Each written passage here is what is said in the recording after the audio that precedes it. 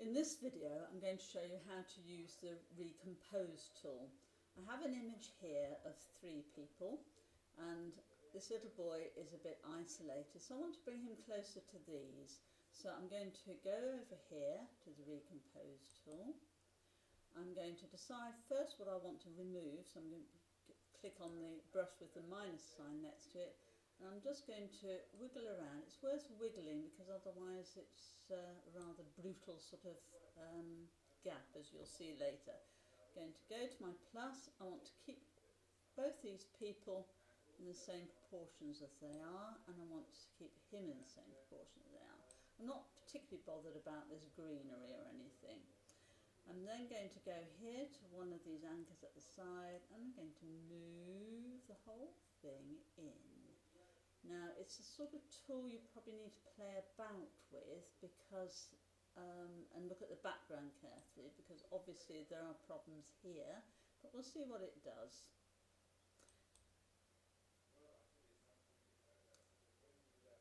While we're asking it to recompose.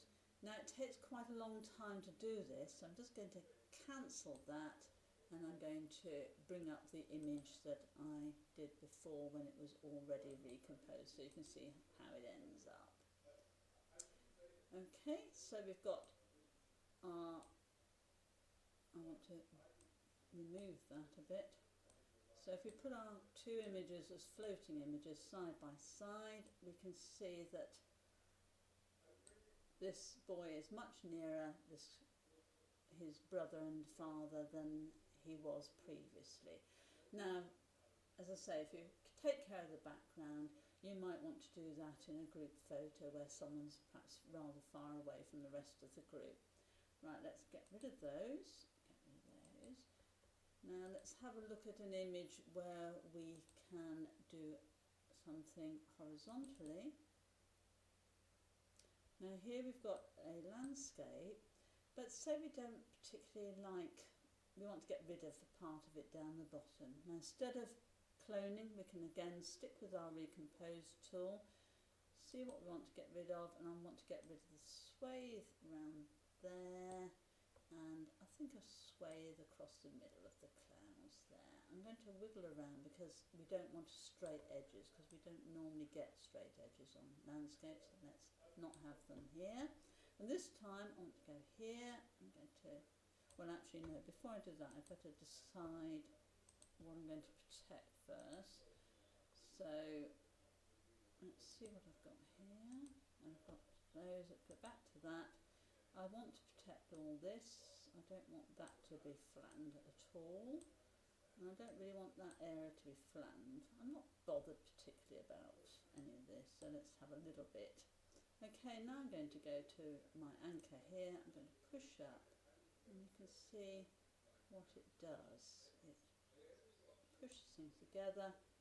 Click on that and we'll see if it recomposes reasonably quickly.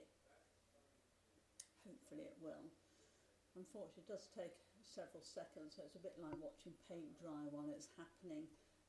But I haven't actually done a completed version of this to be able to get rid of this and show you, so we'll see what happens. On the video, of course, you can fast forward so you can see the end result without having to wait and watch.